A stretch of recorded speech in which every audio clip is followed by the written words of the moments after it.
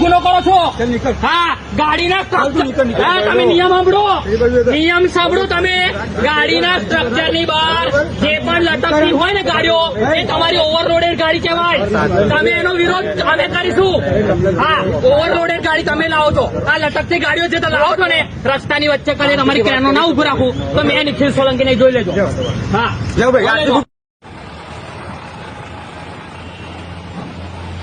આ જે લટકતી ગાડીઓ હોય છે ને, આ લોકોની ઓવરલોડેડ ગાડી છે.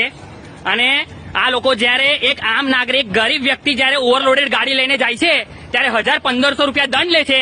તો આ લોકો જે ઓવર ગાડી લઈને જાય છે એ લોકો પાસે દંડ કોણ લેશે? આની રજૂઆત મેં કાલે કલેક્ટરમાં કરીશ અને પોલીસ કમિશનર સાહેબને બી કરીશ કે આ લટકતી ગાડીઓને જો નુકસાન થશે તો એની જવાબદારી શું કેરેનના કર્મચારીઓ લેશે? આ તમે જોઈ શકો છો, આ ઓવરલોડેડ ગાડી છે અને ટ્રાફિક નિયમમાં લખેલું છે કે ગાડીના સ્ટ્રક્ચરની બહાર થોડી પણ